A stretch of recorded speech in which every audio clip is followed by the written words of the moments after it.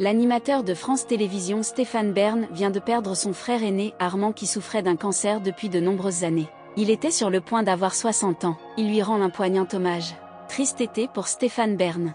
L'animateur de télévision vient d'annoncer la mort de son frère aîné, qui allait fêter son 60e anniversaire dans un mois. Le frère de Stéphane Bern souffrait d'un cancer.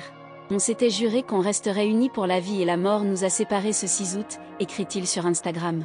Stéphane Bern décrit son frère comme le pilier de notre famille, le rock, l'aîné et le bon génie vers lequel on se tournait. Plus vieux de 14 mois que Stéphane Bern, il était pudique, modeste, humble, taiseux mais terriblement sensible. Il loue dans le message l'intelligence, la capacité de travail, la culture, la gentillesse ou la générosité de son frère adoré. Aujourd'hui, il avoue se sentir perdu et ressentir un sentiment de vide absolu. Stéphane Bern perd son frère aîné 6 mois après la disparition de son père. Sa maman est décédée il y a 30 ans. Stéphane Bern partage la vie de l'homme d'affaires Yori Bayer depuis juin 2021. Son compagnon est le fondateur du site de rencontre gay Le Cercle de Socrate. Le couple a quitté Paris et vit aujourd'hui dans le Perche dans l'ancien collège royal et militaire de Thiron-Gardet. Stéphane Bern se fascine depuis tout petit pour le Gotha.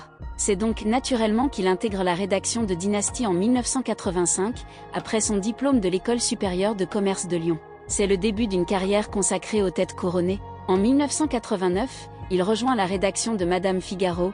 Il travaille toujours au sein du magazine et est rédacteur en chef depuis 1999. Il décide, parallèlement, de se lancer sur les ondes. À partir de 1992, sur Europe 1, il tient une chronique sur les familles royales et ceci jusqu'en 1997. Mais c'est à la télévision que Stéphane Bern va se faire connaître du grand public, en animant 2 émissions sur TF1, Célébrité et Saga. Il devient célèbre mais acquiert l'image du type un peu coincé et fanatique du Gotha. Conscient de la situation, il prend un nouveau tournant dans sa carrière en présentant 20h10 pétantes sur Canal+. L'émission est un succès et permet à Stéphane Bern de casser son image d'animateur mondain. Il continue également sa carrière à la radio où depuis 2000 il anime Le Fou du Roi sur France Inter. Il quitte l'émission en 2011 et rejoint France Inter où il présente À la bonne heure. Depuis 2010, il est à la tête de Comment ça va bien sur France 2. Il renoue avec sa passion pour le Gotha en présentant en 2011 le mariage du prince William et de Kate Middleton ainsi que celui d'Albert de Monaco et Charlène Wittstock.